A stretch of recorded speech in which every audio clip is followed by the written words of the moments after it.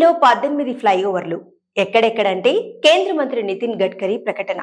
ఆంధ్రప్రదేశ్లో కేంద్ర ప్రభుత్వం చేపడుతున్న రహదారి ప్రాజెక్టుల గురించి కేంద్ర రోడ్లు రవాణా శాఖ మంత్రి నితిన్ గడ్కరీ పార్లమెంట్ సమావేశాల్లో ప్రకటన చేశారు. లోక్సభలో వైసీపీ ఎంపీ మిథున్ రెడ్డి అడిగిన ప్రశ్నకు సమాధానమిచ్చిన నితిన్ గడ్కరీ ఏపీలో కేంద్రం చేపడుతున్న రహదారి ప్రాజెక్టుల పరిస్థితిని వివరించారు.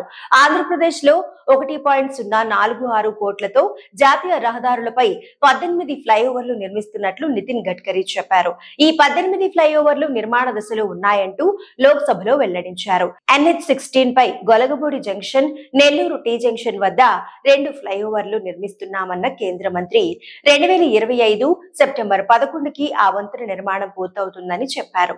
అలాగే రాజుపాలెం జంక్షన్, నాగులప్పలపాడు గ్రోత్ సెంటర్ల వద్ద ఫ్లైఓవర్ల నిర్మాణానికి పర్మిషన్ ఇచ్చినట్లు లోక్సభలో వెల్లడించారు. అలాగే Jonnathali cross road, Rajupalem cross road, Ranasthalam town portion, Chevuru cross రోడ్ల వద్ద కూడా ఫ్లైఓవర్లు నిర్మించనున్నట్లు చెప్పారు.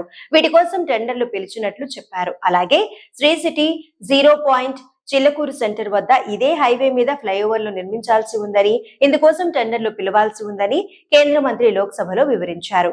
NH-216A జాతీయ రహదారి విషయానికి వస్తే ఉండ్రాజవరం జంక్షన్, జొన్నాడ, మోరంపూడి, కైకరం, తేతలి వద్ద కేంద్ర ప్రభుత్వం 5 ఫ్లైఓవర్లు నిర్మిస్తోంది. ఈ ఫ్లైఓవర్ నిర్మాణాలు 2025 ఏప్రిల్ 2 నాటికి పూర్తవుతాయని కేంద్ర మంత్రి నితిన్ గడ్కరీ చెప్పారు.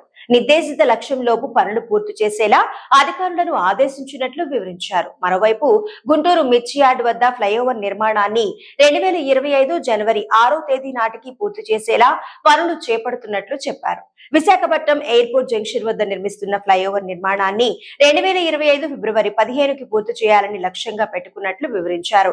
మరోవైపు NH-44 పై కియా వద్ద ఫ్లైఓవర్ నిర్మాణానికి బిడ్లు ఆహ్వానించినట్లు కేంద్ర మంత్రి నితిన్ గడ్కరీ వెల్లడించారు.